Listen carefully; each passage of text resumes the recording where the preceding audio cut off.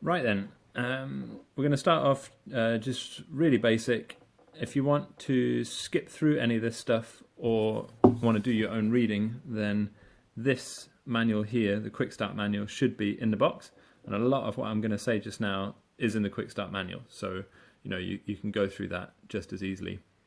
But the main thing that we need to start off with, obviously, is just getting some power into the device.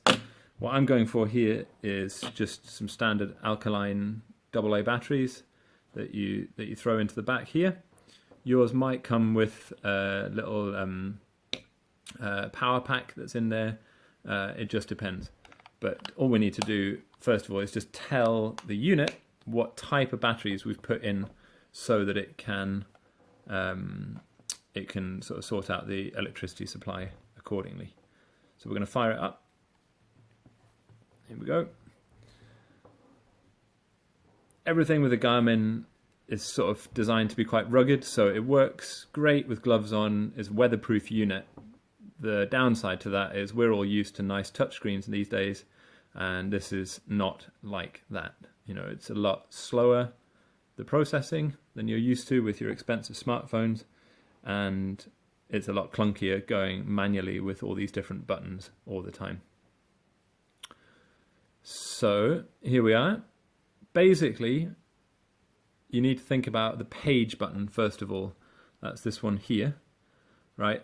And the way to think of that is that at the top level of the menus, the pages kind of skip sideways, right? So at the minute, obviously, it's on the map page, and now I'm going to let it change through these different options here. You can see I've got a map one, I've got the trip computer, and I've got the main menu. And I'm just going to let it rest over main menu, and then it selects that option, right? So here we go. I could let it rest on map again. It would bring it back to the map. But for now, I want it to come to rest on main menu, because I'm going to now go straight into setup. And this is where we all start just stabbing at the screen with our fingers, but that obviously doesn't work. Your key button for all of this is the enter button that's down here, right? So you've got a little joystick, obviously, moving up and down and left to right. And then if you want to get into a particular menu or whatever, go deeper down into the system, then you hit enter. That's what I'm going to do now.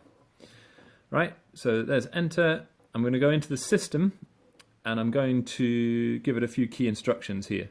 I said about the battery first of all. So I need to tell it what battery I'm using. Here we are. It's an alkaline battery.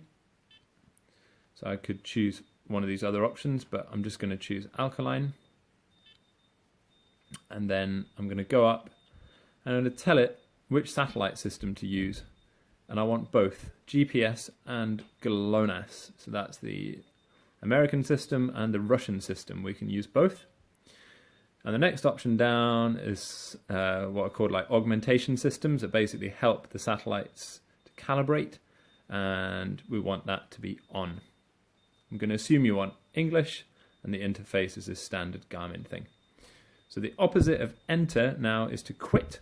That's to come back out of the menu you were just in and to return to your sort of previous point. So there we are. We're now in this main menu sort of bit here, and the next thing that you want to sort out is in display in here, right? We're just going to tell it how long you want the backlight to stay on for.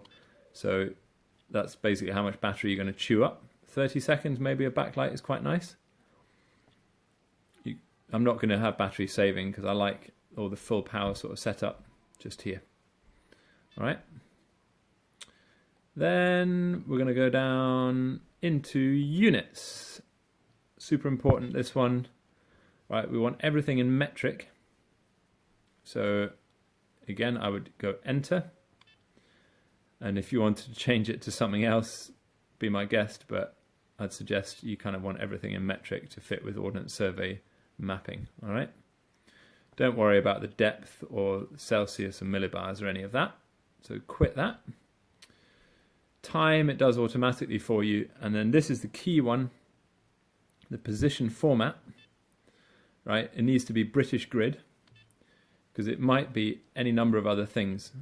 Here you go, Austrian grid, but most commonly it might end up in the latitude and longitude, right, which you really don't want decimal degrees, minutes and seconds.